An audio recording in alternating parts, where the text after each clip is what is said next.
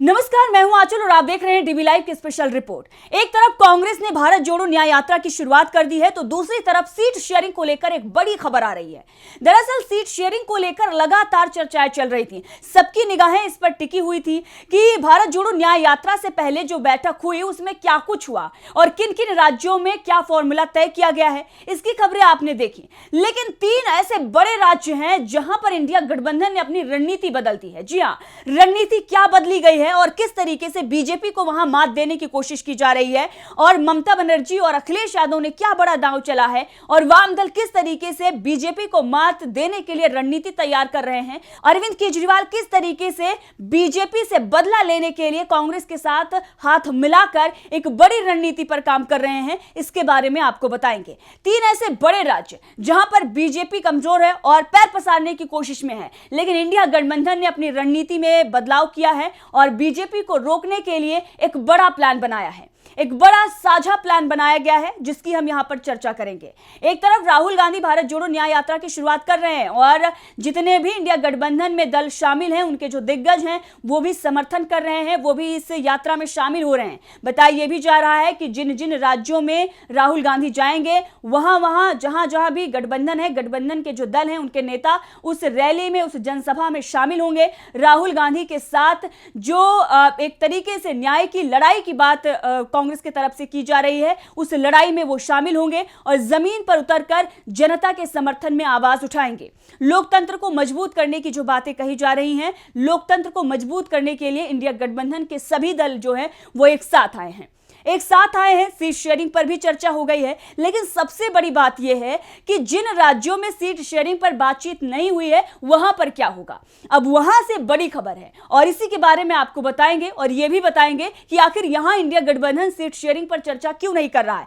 दरअसल जो वर्चुअली बैठक हुई 13 जनवरी को, वहां पर ममता बनर्जी नहीं पहुंची थी, जिसके बाद यह खबर आई कि ममता बनर्जी नाराज हैं, वो 2 या 3 सीटें कांग्रेस को देना चाहती हैं।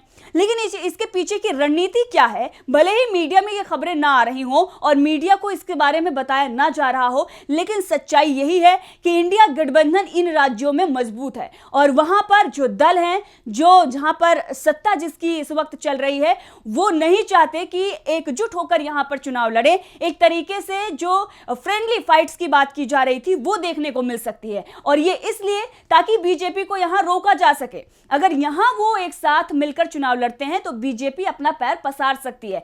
इसीलिए बीजेपी को रोकने के लिए अपनी रणनीति में बदलाव किया गया है और सबसे बड़ा राज्य अगर देखा जाए तो पश्चिम बंगाल है, जहां पर लोकसभा की सीटें भी, बाकी अन्य अगर देखा जाए तो सबसे ज्यादा जो सीटें हैं वो उत्तर प्रदेश में है, महाराष्ट्र और पश्चिम बंगाल ही है जहां पर लोकसभा की ज्यादा सीटें आती हैं। अब ऐसे में पश्चिम बंगाल में ममता बनर्जी बीजेपी को रोकने के लिए वहां पर कांग्रेस को सीटें नहीं देना चाहती, क्योंकि अगर देखा जाए तो वहां की जो जनता है, जो इस वक्त एक तरीके से जो अगर हो सकता है ममता बनर्जी से वो नाराज हो तो वो कांग्रेस या वाम दलों के पास जा सकती है। लेकिन अगर ममता बनर्जी उनके साथ गठबंधन में उतर जाएंगी तो फिर वो वोट बैंक जो है, वो जो जनता है वो बीजेपी के पास जा सकती है, बीजेपी के खाते में वो वोट बैंक जा सकता है। इसीलिए वहां पर जो स्थिति बनी हुई है उसको देखते हुए वहां सीट शेयरिंग पर अगर बात नहीं हो रही है और अगर नहीं बन रही है तब भी वहां पर इंडिया गठबंधन मजबूत है और ऐसे में चाहे वाम दल जीते या कांग्रेस जीते या ममता बनर्जी जीते,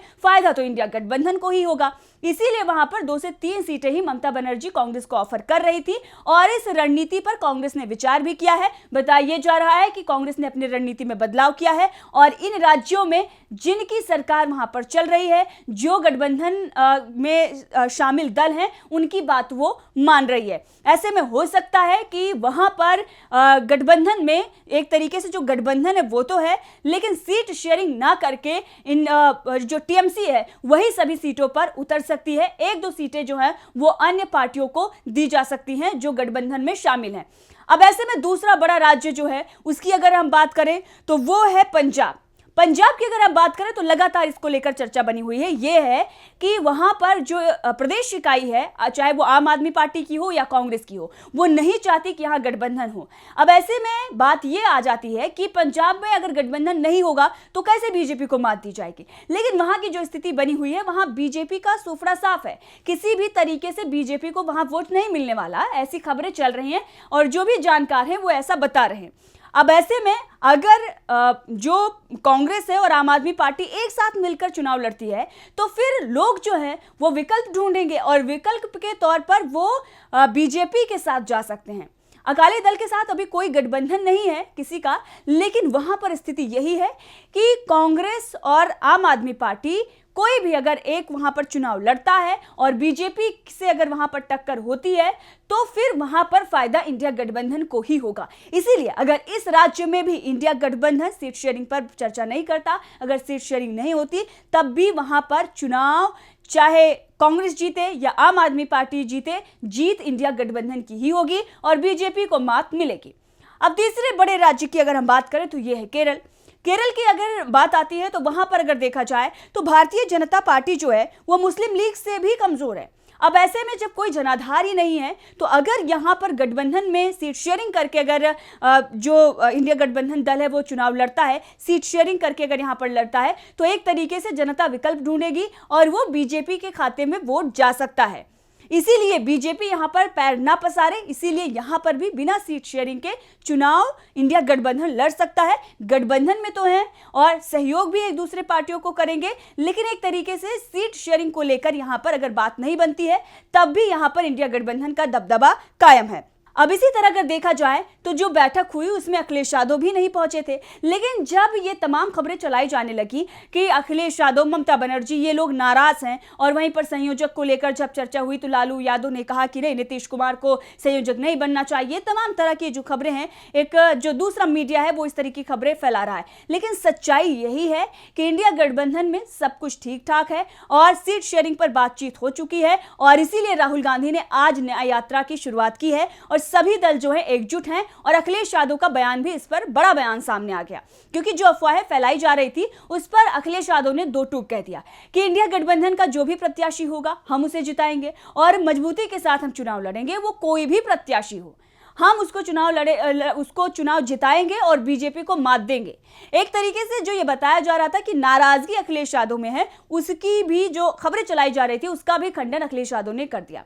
तो आप देख रहे हैं ये तीन बड़े राज्य जहां पर अगर इंडिया गठबंधन सीट शेयरिंग पर चर्चा नहीं भी करता है, बात नहीं भी बनती है, तब भी वहां पर बीजेपी का खाता नहीं खुलने वाला है। एक तरीके से वहां बीजेपी जो है वो कमजोर स्थिति में है। पश्चिम बंगाल में काफी दिनों से जो कुछ भी वहां पर हुआ, जो ध्रुवीकरण की राजनीति की गई, उसका खामियाजा बीजेपी को ही भुगतना पड़ेगा, इससे कोई अनजान नहीं है। और पंजाब का भी यही हाल है। पंजाब में जिस तरीके से अकाली दल के साथ मिलकर जो कुछ भी बीजेपी ने अभी तक वहां पर किया, उसका खामियाजा बीजेपी ने पिछले विधानसभा चुनाव में भुगता है और लोकसभा चुनाव में भी वही आंकड़े देखने को आपको मिलेंगे। ऐसे में चाहे कांग्रेस या फिर आम आदमी पार्टी, जीत इंडिया गठबंधन की ही होगी।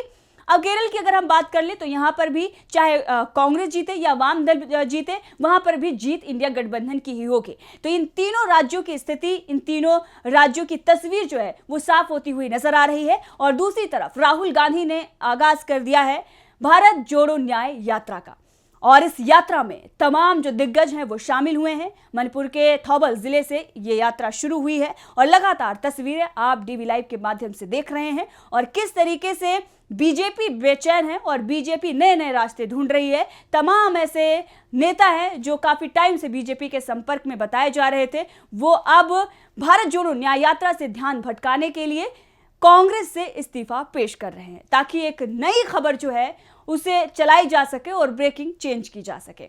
लेकिन जनता समर्थन भारत जोड़ो न्याय यात्रा को दे रही है। इंडिया गठबंधन राज्यों में मजबूत होता हुआ दिख रहा है और 2024 का चुनाव मोदी के लिए आसान नहीं होने वाला है। तो देखते रहिए डीवी लाइव, मैं आंचल।